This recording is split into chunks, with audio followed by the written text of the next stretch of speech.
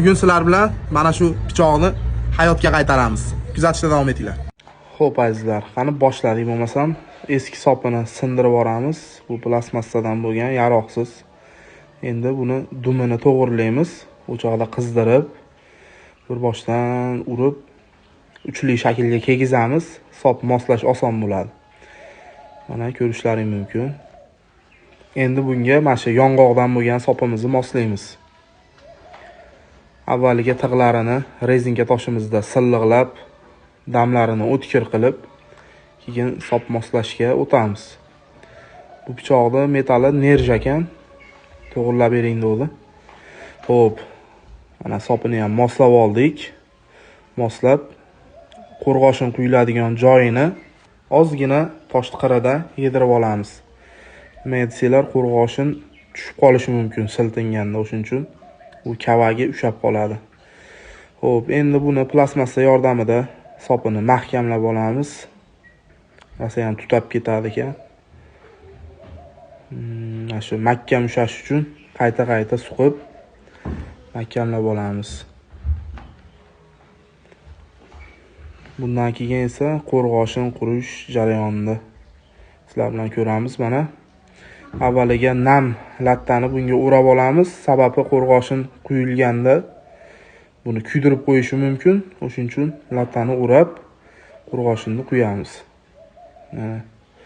Qaynab turgan qo'rg'oshin xudo saqlasin qo'lga to'kilsa vobshe yondirib yuboradi.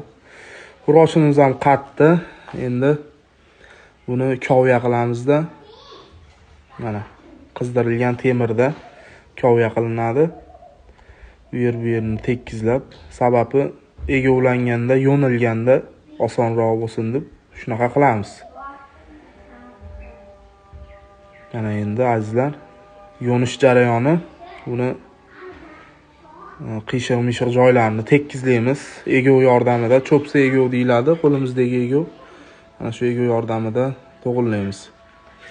Xo'p, bunisi bo'lsa zi tomoni deyiladi. O'sha zi tomonini qo'limizdagi egov yordamida tekizlaymiz. Keyin iskana bilan kerakli joylarini ko'chirib, chiroyli qilib olamiz. Kuzatishda davom etaverasizlar akalar. O'zi gap ham kelmayapti, zo'rg'a gapiryapman. Endi qo'ldan kelgancha zo'r qilishga harakat qilamiz akalar. Xo'p, yo'nish jarayoni ham oz qoldi. Shu zi qismini ozgina joyini to'g'irlab olsak, mana ko'rishlaring mumkin. Yo'nilgan tayyor jarayoni. Endi buni tig'ini yaltiratib, oynadek qilib yaltiratib ham o'tkirlab olamiz. Bu toshimiz nikel qiladi.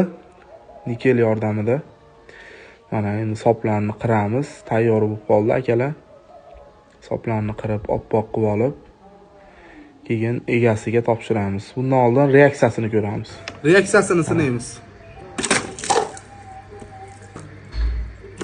Juda ham keskir. Tayyor.